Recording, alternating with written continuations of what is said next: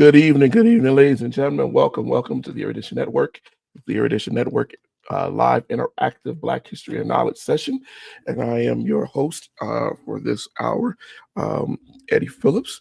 I apologize. We have not been with you all. I wasn't with you, been kind of off and on. And as you can tell, I have a little bit of a growl in my throat and dealing with a little bit of illness and some things that have been going on. But we are here tonight. I'm going to give a couple of moments for people who may be coming in and joining us. I will say, however, if you are new to watching this, if you watch the replay or you join us here with this live, we do this to go and cover Black history and cover things about Black history that is not generally known or have not been taught to us, let's just say it properly. And so every Thursday, I come on as a public historian and we discuss Black history. I ask you to bring your questions. I bring facts and things for us to review, and we discuss it for the hour that we have to gain and further knowledge on things that have not necessarily been shared with us. And as we're going through this period of time where people are more and more trying to revision, hide, and even deny history, it is important that we talk about Black history, which is American world history, and its value and its importance to the world. It is important that we share the facts of it and not the theory or the hyperbole of it. Too often, we are seeing people who are going online and going and talking about history, but very often it is not fact-based.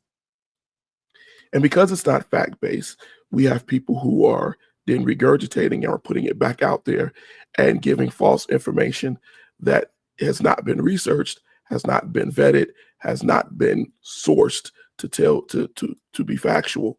And so we don't do that here. We try very hard to give you books and things to read to grow your knowledge. I encourage people to come on every Thursday and watch us and comment on this program, as well as they do on my wife's program on Monday, when she's talking about mental health and adroit living. What you bring to these programs helps us to better help and to serve the needs that are out there for the people who need it. Yeah, I am feeling a little bit better, but I know there's a croak in my voice.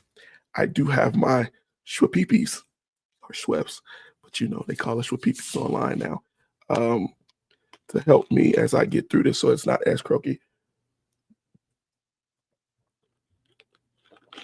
And hopefully will help me to get through this hour as we discuss some history. So I'm giving a little bit of more time, another 2 minutes before hopefully people will join us. I know there are people who are busy every Thursday. I say to myself, man, you do this program and people are preparing themselves because it's football season for football and everything else. And the prioritization of what you're doing may not be on that upper level. So I get it. But at the same time, I just want to make sure that we are providing factual history to everyone that we can. All right. I think I just sent out a reminder to people. I see my wife is here tonight. I appreciate you joining us and being here. I'm not gonna belabor and wait too long for people to come in because you can watch this program at any time. You can go on YouTube or on Facebook and you can pull up the program and watch it whenever you need to and to learn from it. The only thing I do try to wait in the beginning of the show for is because I like to open the door to questions to you all at the beginning. If you have any questions on history, I like to open the door so that we can discuss those things that may, you want a further clarification on or understanding on. And so that is one of the reasons why I try to give the first couple of minutes to let people know, let the notification catch up with them and to know what is going on. However, I'm not going to wait too long tonight because there's a lot to cover in this episode. But what I will say is, if you join us, just let us know you're here and you're watching, and let us know who you are. If you're a new viewer, you're a regular viewer, let us know, and so we know who we're talking to and who we're addressing out here.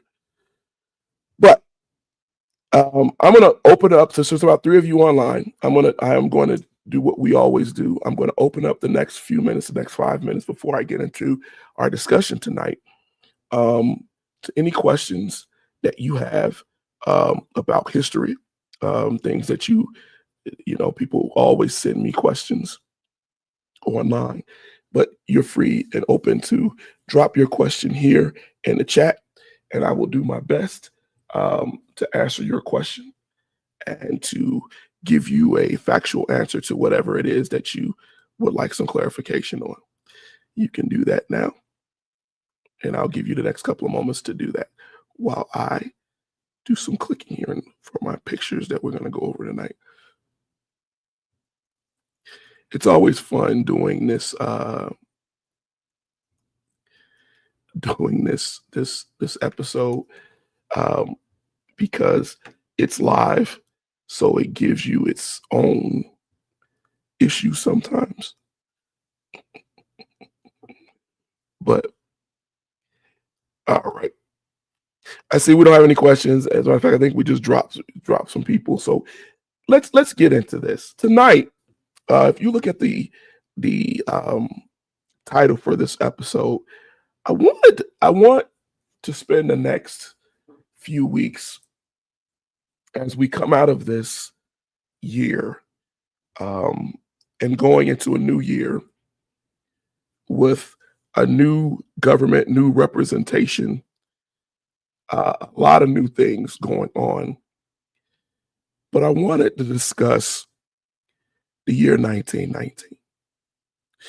A few months ago, I kind of briefly went into the year 1919, and I spoke about it, and people were,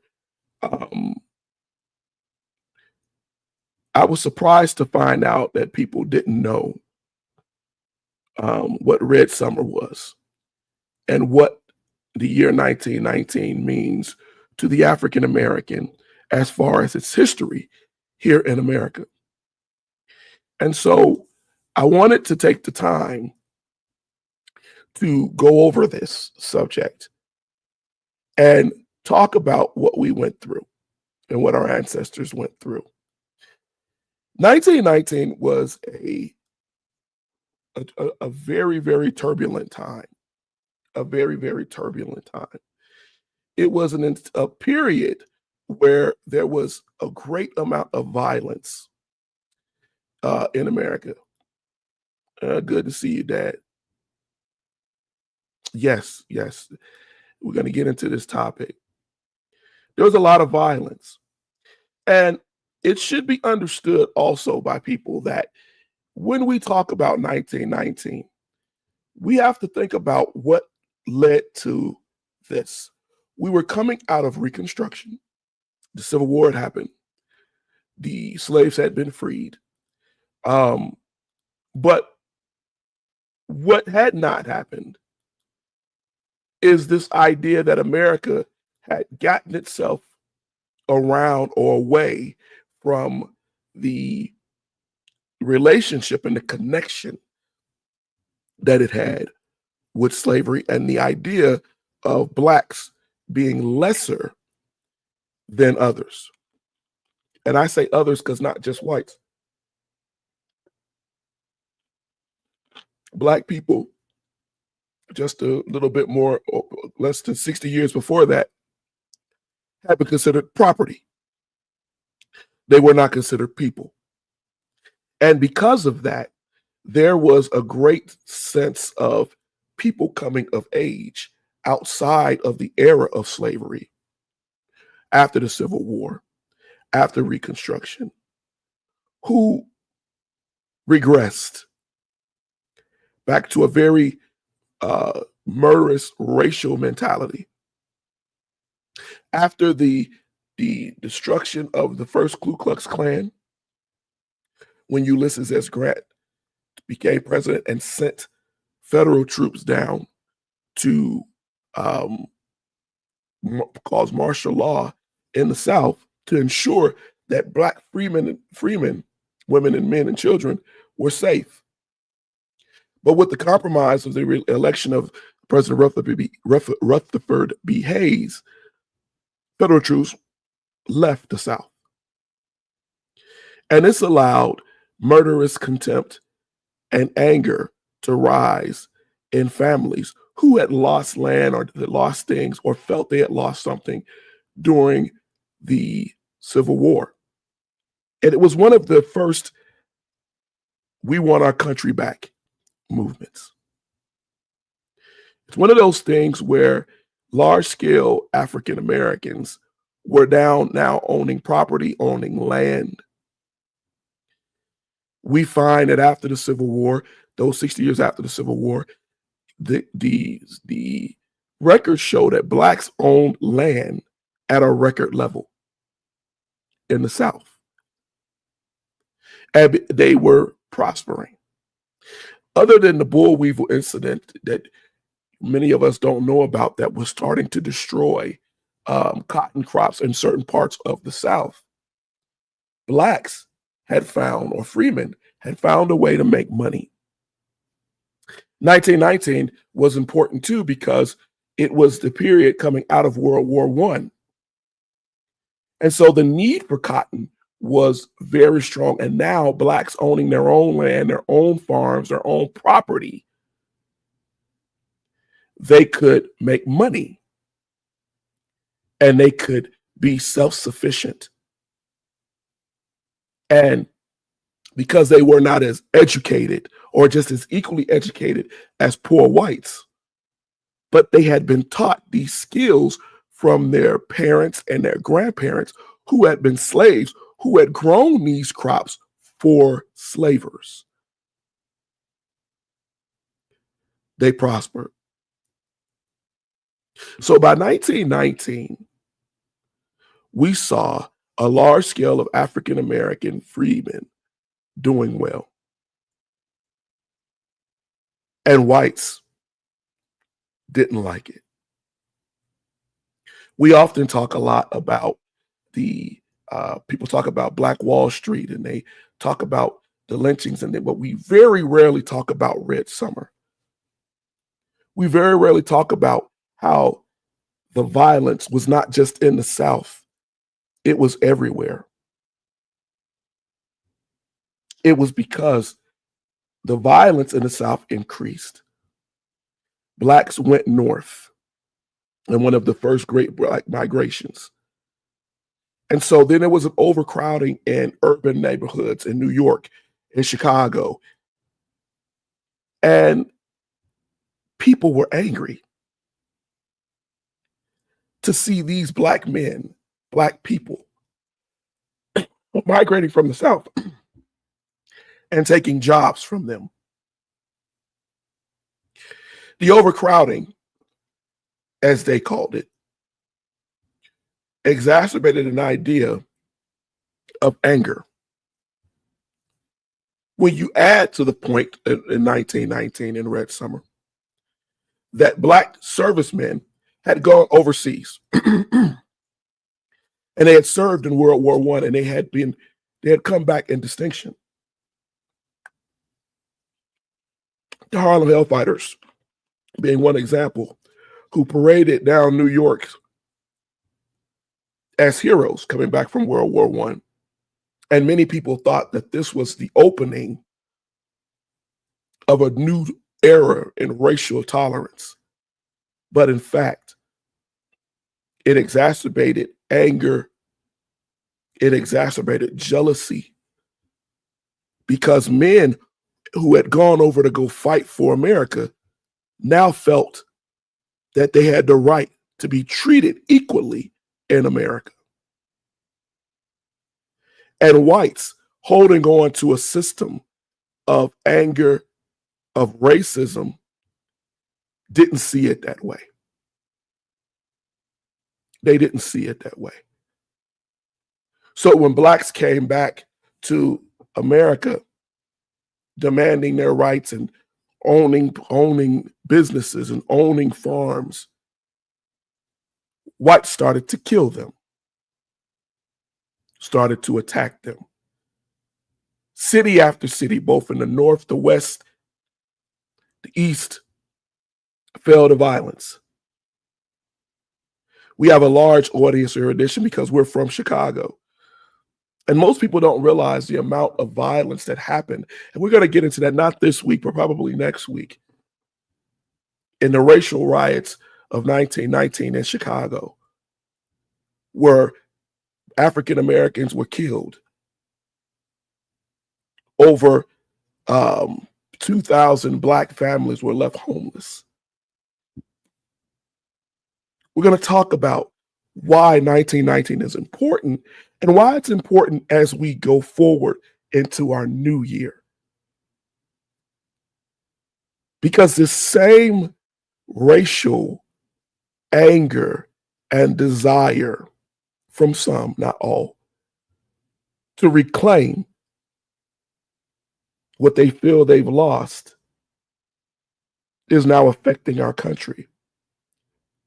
And the rhetoric almost sounds just the same. And because of this, we need to discuss this history and know this history. I ask you, when you watch this program tonight, to share it. To share it. Because I think it's important that we share this so that people understand what was going on and how this has affected us. I'm going to bring up a chart. We're going to try within this next hour that we have left to go over two incidents in the early parts of Red Summer. We're going to try to do this because I want us to have a good understanding of what was going on during the time. All right, so the first thing here, let me try to bring this up for you all. Like I said, we're live. So a lot of times when you do this, the computer will lag and drain and do different things, but we're going to get into this.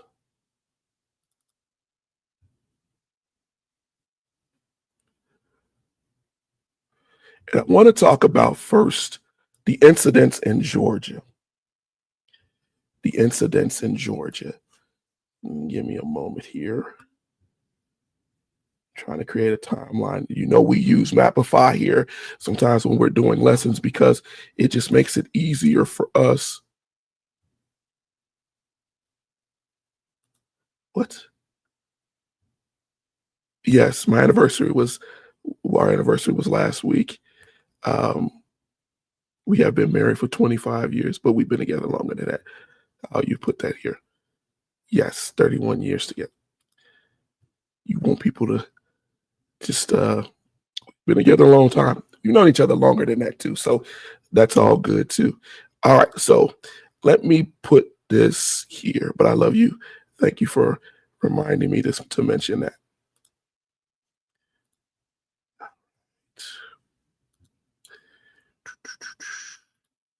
Here we go. All right. There we go. Finally came up. I want to talk about this. I want to talk about Coswell Grove. I want to talk about Jenkins, Georgia. I want to talk about what happened at the beginning of Red Summer in Millen, Georgia. Um, it was one of the earliest race riots in the beginning of 1919. Um, it happened in Millen, Georgia, where we believe 6 people that we definitely know of, 2 white officers and 4 black men, were killed in the incident, but many more were injured, and it is believed many more were killed as a result of this incident. And it all started with a man named Joe Ruffin. Now, Joe Ruffin was no um, person that I would say historically is really any different than anybody else, right? But when you mapify out what it was, Jenkins, Georgia, County, Georgia, was rural. It was poor. And it had a lot of African Americans there and a lot of land because these were sharecroppers. And as you see, Jim Crow was in place, but black people owned land. And Joe Ruffin owned 113 acres at a time where the country was racially intolerant. He was in a stratified class of black people. He was successful. His parents had been slaves. He, however, was a successful sharecropper and was in good relation with his white neighbors as he believed. So the lead up to this is strange in that it is really believed that the reason why good Joe Ruffin ran into these problems that he ran into in Carswell Grove at the beginning of Red Summer was because of his success. Joe had been invited to speak at a church, right? Carswell Grove Baptist Church Festival. He was not a member of the church, but he was invited to be there because he was a successful businessman. He was invited to be there because people wanted to show the success that Joe had with his fabulous cars and his land and allow people to understand that you too could be this way, God willing. Because of the war, as I told you earlier, cotton was very high in price.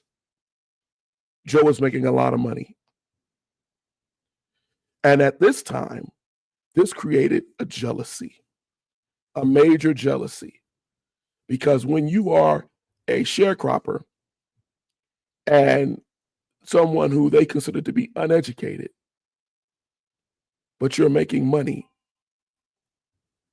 there has to be something done or something said, as the people, racists have often said in history, to humble you. Humble you. So, what happened? Well, the Carswell Grove incident is very violent, and it started within minutes. Joe, making his way to this ceremony to speak, was in a car, and as he was making his way through the crowd, he noticed that there was another car coming the other way. And that in the car were 2 white officers and a friend of Joe's named Edmund Scott, an acquaintance or friend.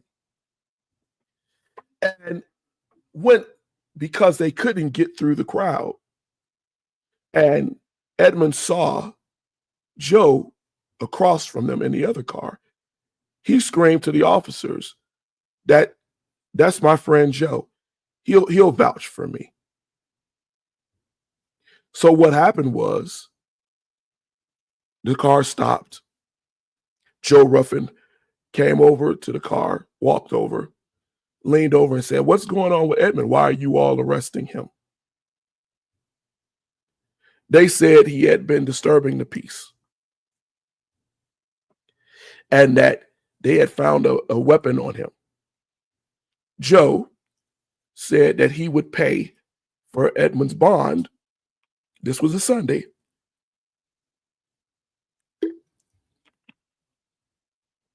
If they would let Edmund go. And so what transpired was that one of the cops who knew Joe Ruffin, right, angrily said no. He dictated a price that was crazy and unpayable to Joe by reports. And Joe said, well, I don't have that type of money to spend to give you right now, but if you would let him go now, we could work something out. The cop did not want to hear that. He was angry that Joe Ruffin, who pulled out his wallet, would try to offer money, right, to them for his friend. And as the crowd around them gathered, the cop felt even more angry that these blacks were surrounding him. So as the crowd came, the cop said, no, get back.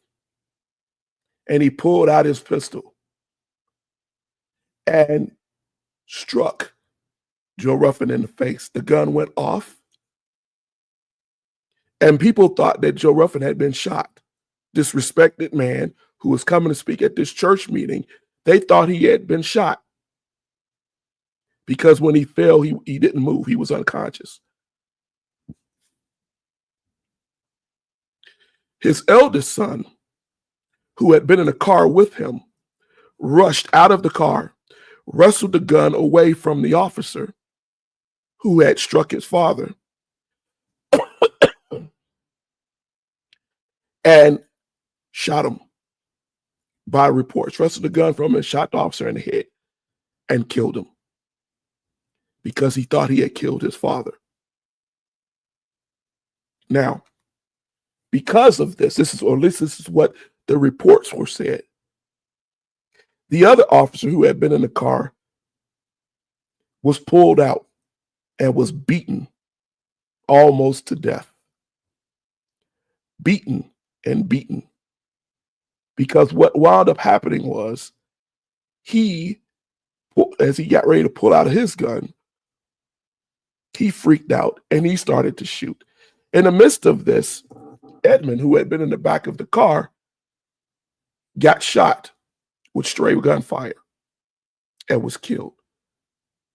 So now you had two people killed, a white man and a black man, and another white man laying on the ground, mutilated and almost dead. And then Joe Ruffin comes back conscious, and they give him his wallet because everybody is surprised. And he realizes that this is going to cause a lynching.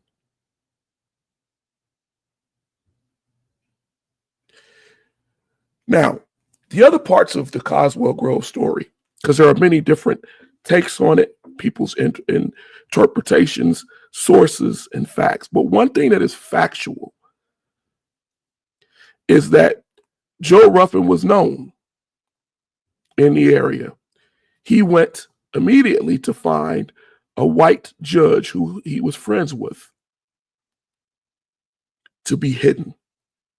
And they drove him out of the area and tried to hide him as hundreds of white men stormed the town, taking vengeance on blacks. What was later found is that the officers who had arrested Edmund, Joe's friend, really arrested him for absolutely no reason.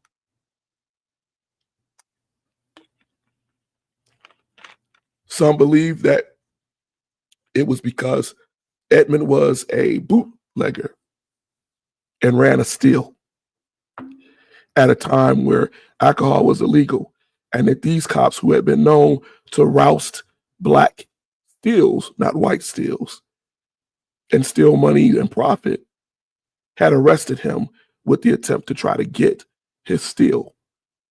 And when Joe Ruffin came to pay off or to pay his bond to get him out, they found an opportunity was going to be lost. And this is why they were so adamant about not letting him go, which eventually led to all three men being killed. Regardless of all of that, the truth of the matter is whites stormed into the area and attacked Black people. They beat people to death. They burned and they killed. They say 6 people were killed, but it is absolutely, positively known that there were more, because they were looking for Joe Ruffin, who was not even in the town, and attacking any Black that looked or met the description or could be Joe Ruffin. They killed Joe Ruffin's friend, the man who had given him his wallet when he got off the ground. They took Joe Ruffin's sons. His daughters were able to get out of the area. They took his sons after killing the man who told them where his sons were, and they took his sons and beat them and dragged them and threw their bodies into the church at Coswell Grove that they burned down. And as those bodies burned, they shot the bodies in the fire as vengeance. Coswell Grove is mainly important because it shows how a few moments, a quick moment of anger, retaliation could lead to the deaths of many, many people. And it happened in minutes at a church meeting. As a man was going to speak at a church, that's how quickly the racial violence kicked off, because people were already angry and jealous and feeling like their country, their area, who they were, was being taken.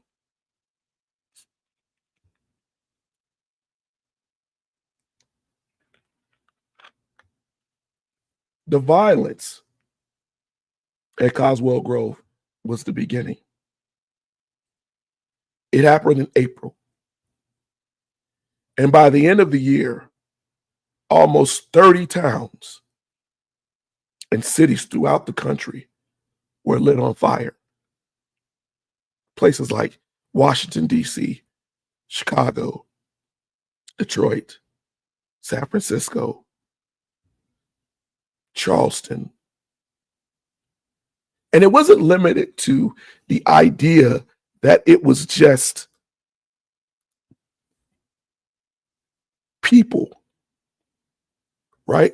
People, regular folks. Folks were involved. Folks were angry. How dare Blacks feel equal or better in society? We want it back. We want it back. And we're going to get it back. And that, ladies and gentlemen, is the reason why I wanted to talk about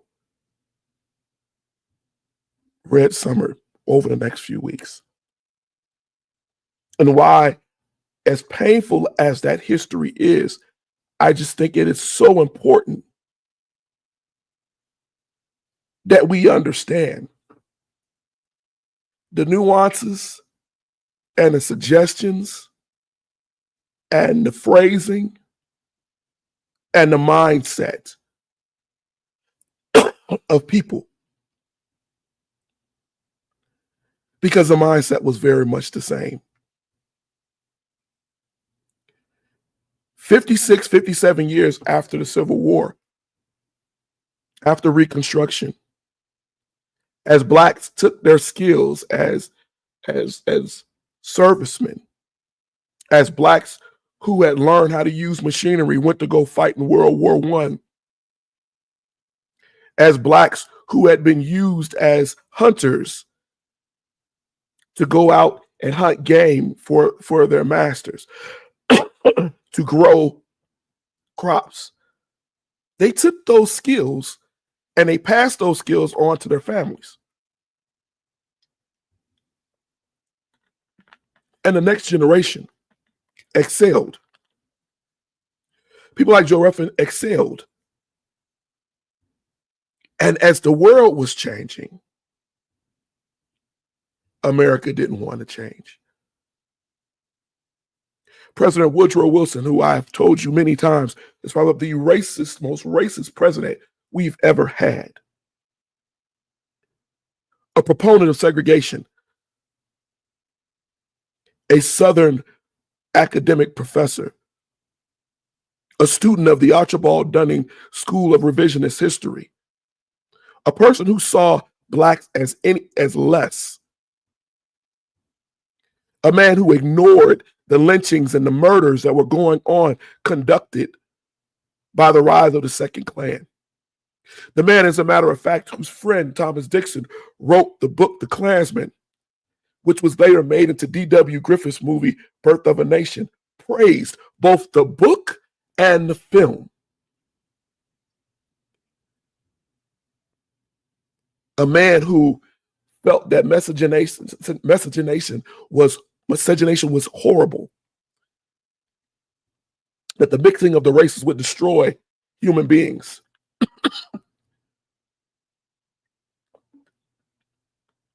He was president at this time. From 1915 all the way into the 1920s, we saw a rise in murders, lynchings, not only in the South. And so I want to take the time, and I apologize for my cough, to discuss these things with you all over the next few weeks, because we need to understand the relevancy. When I get my throat together, let's see what you guys are saying here. This is America. This is why they don't teach it. And they don't teach it. Oh, good to see you, Pastor Razor. Sometimes, it happens like that, but I'm glad you're here.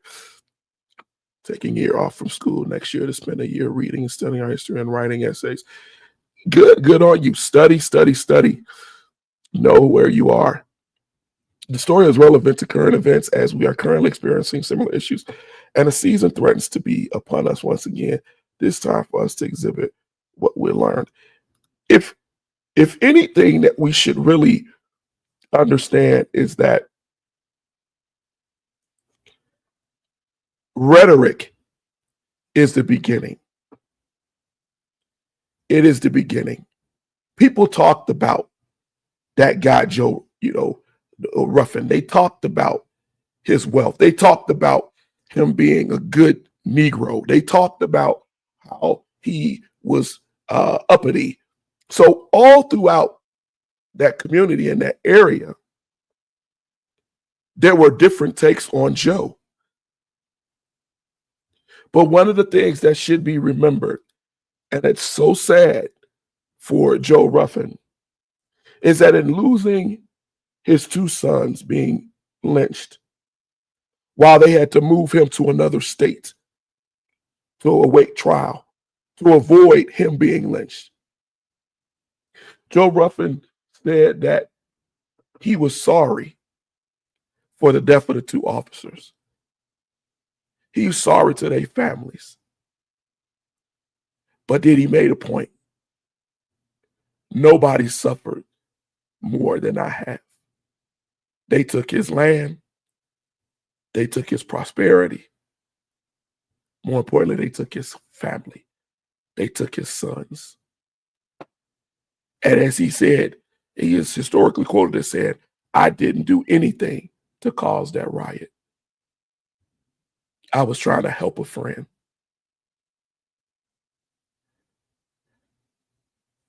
My point to you tonight is that we think wealth, prosperity protects us from the lunacy and the vengeance. The only thing that protects you is God. And you need to be knowledgeable.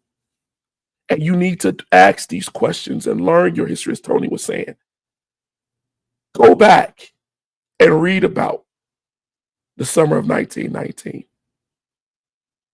Go back and understand what was going on during those times. When the election happened, people freaked out and panicked. And I understood it. But at the same time, I was thinking to myself, we've lived through worse. We've lived through worse. Our ancestors had to endure worse. When the racists came in the Coswell Grove, they burned down the church. They killed Black folks in churchgoers. It had nothing to do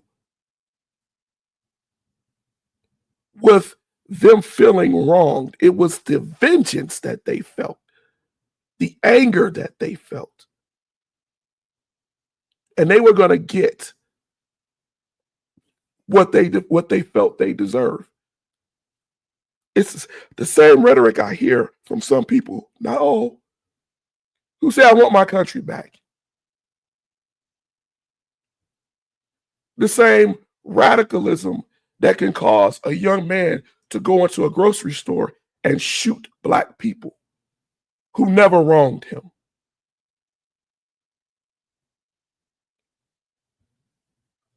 We went through a period, and every now and again it still happens, even in the 90s, of people burning churches, burning what they thought were symbols of Black prosperity. Now, when we hear about Black men being chased in the woods, when we hear about Black men being found, Black women being found hung in the woods, the first thing that American society says and the media says is, it must have been suicide. But in truth, as we go through these incidents of Red Summer, you will find that none of this is, a lot of times it's not. But the history shows you that this is the same lie that was told. Of the Blacks who get killed in lynchings, more than often in history, we have found that whites were not charged with the violence. Next week, because I'm not going to have time to do it tonight, we're going to talk about the military. We're going to talk about another incident that happened a little bit after Coswell Grove, in which Navy sailors looking for prostitutes and drink turned on a community in Charleston and started to systematically start a riot that killed and injured Black people in a community which had helped to rebuild the city after the Civil War. Least we forget that there were Black congressmen, Black senators, state and federal, who helped to rebuild the Carolinas, not just one, after the Civil War, because this was the first place that incited the Civil War. But at the heart of that was still an anger towards what they felt they lost. So next week, I'm going to go further into talking about Red Summer, and we're going to talk about these particular incidents. And we're going to start to flesh out why it's important why it's important to us even now. What are your takes on what you heard tonight about the Joe Ruffin Coswell Grove race riot, as they call it? But I will just call it lynchings. Blacks in the 19 in the teens and in the 20s refused to bow and shuffle. They had worked, they had built towns, they had fought back. Many of their parents and fathers had been soldiers in the Civil War, fought for the Union. They had built towns, freedmen towns that were successful. And so understanding the desire to fight, right, that they were going through and why they were willing to fight. His son was willing to shoot when he thought his father had been killed by a white man. Those things in the heat of passion, those things in the anger of what you were dealing with. Here's this man in this big car, wealthy black man, and we're going to humble him. The amount of land, 113 acres, that was taken from Joe Ruffin, the wealth of his family that was never returned. His family that was slaughtered, his friends that were killed, his community that was burned.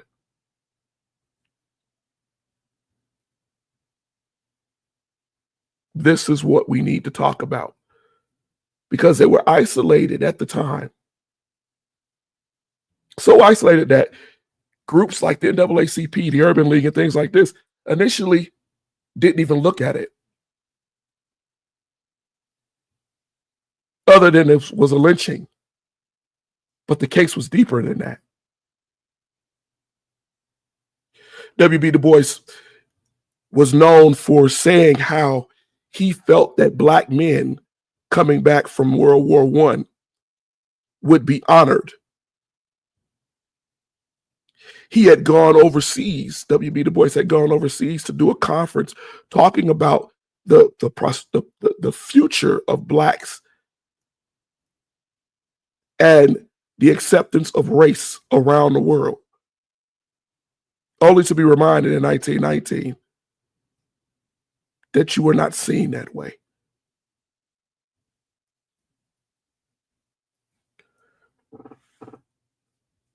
Tony, what you say here?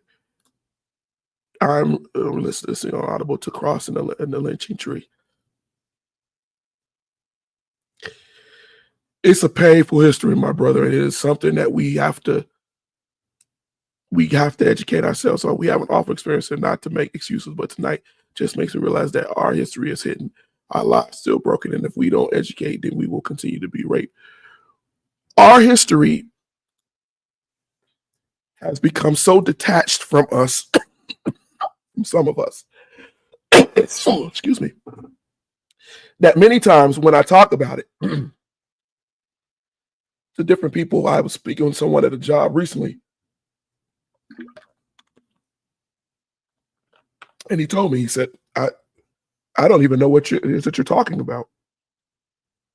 I was never taught that. I didn't even know it existed.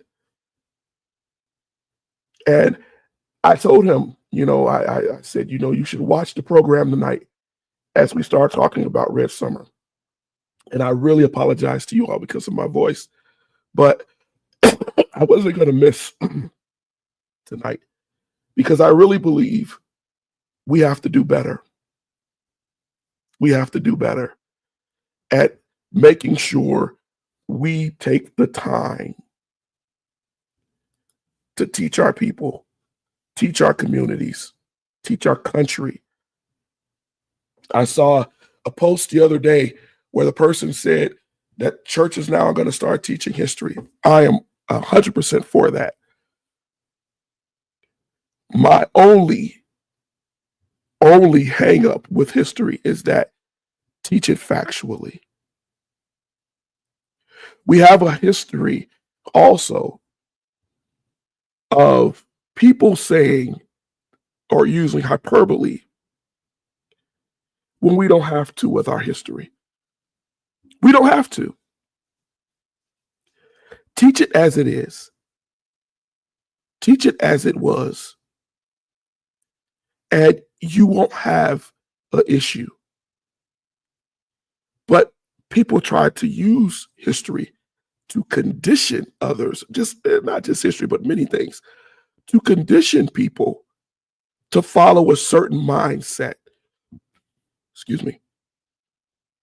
This is why you have people saying, I don't want my kids to learn this painful history because it's going to make them feel bad. The same people who didn't care that African American kids were being taught revisionist history that put their ancestors in chains and made them feel bad.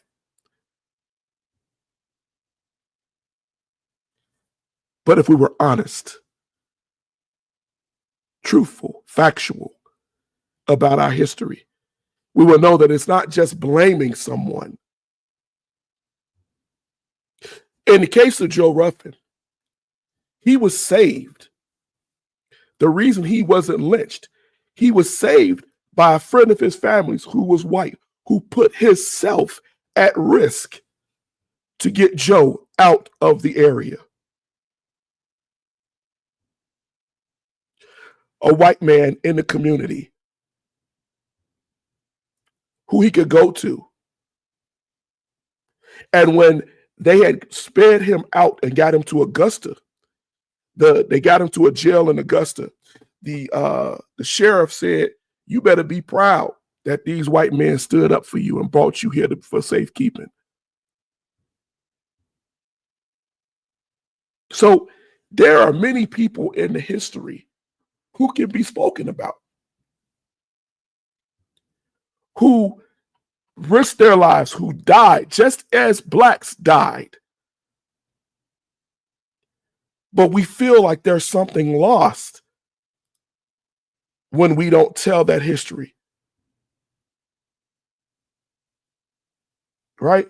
We feel like, if we talk about the barbarity, that we're saying that it was everybody. I think I made it very clear tonight as I was going through this, not everyone.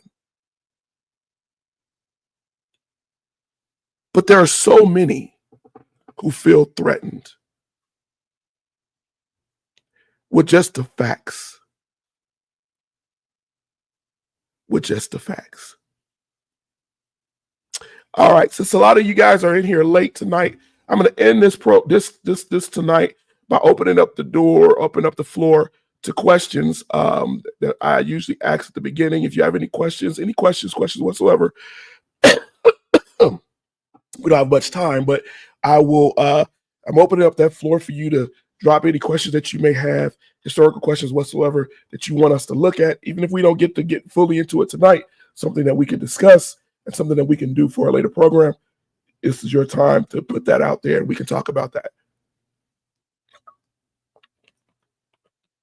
And I apologize for my cough again.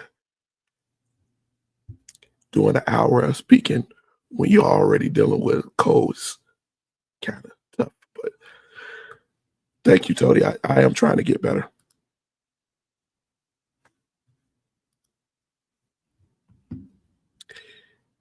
I agree, and vice versa. There are people who are all together, working together.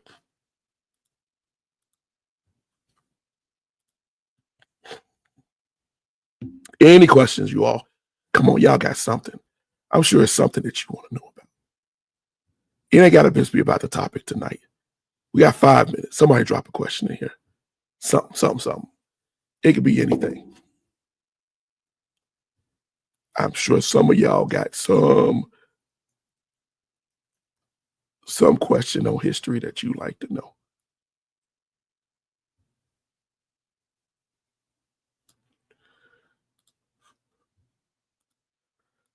Nothing, y'all. Nothing. We're just gonna sit here for the last 5 minutes looking at each other. No, that's fine. I know sometimes it can be intimidating when you sitting there trying to figure out a question.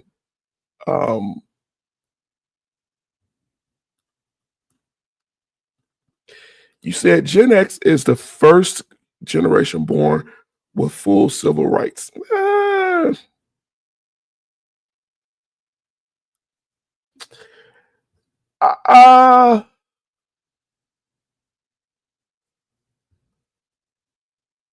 I don't think that you could say that.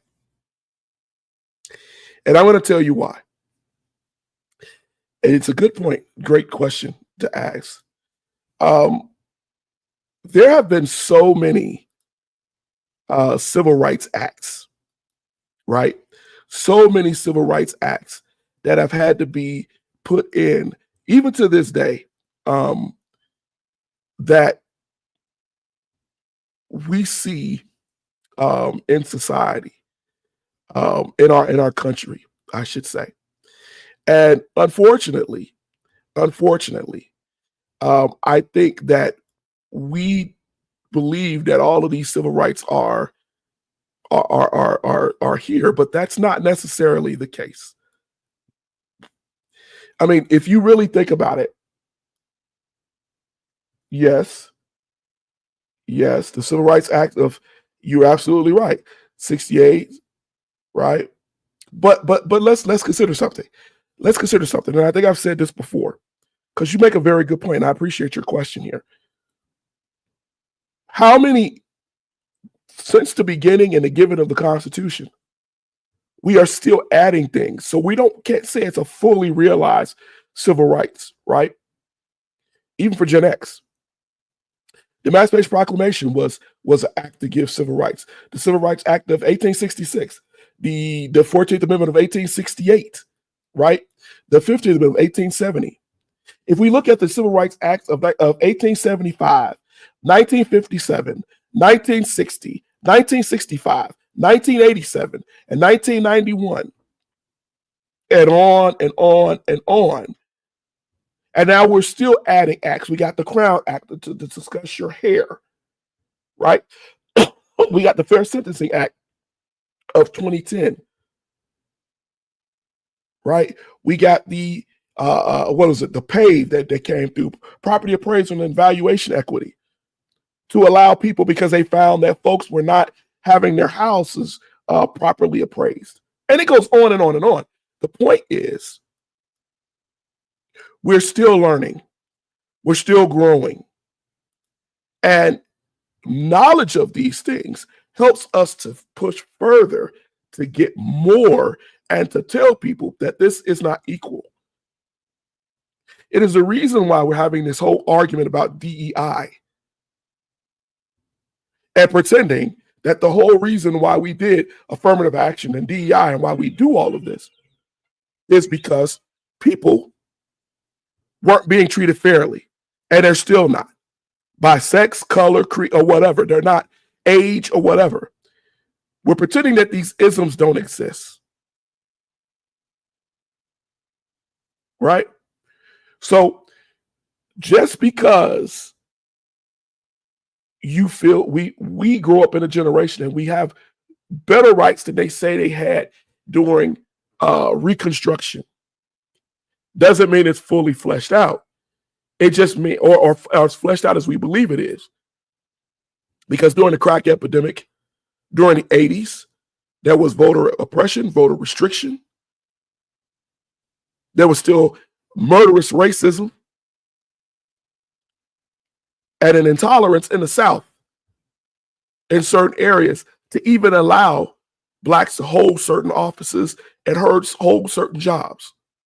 So it's not fully as fleshed out as we think it is. But I appreciate your question in the last minutes of the program. Thank you for joining us too.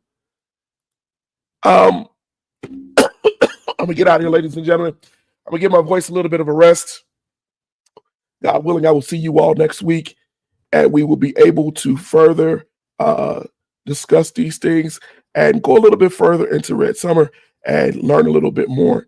But until then, I ask that God keep you and bless you. And until next week, God willing, seeing you then, you all be blessed. Thank you.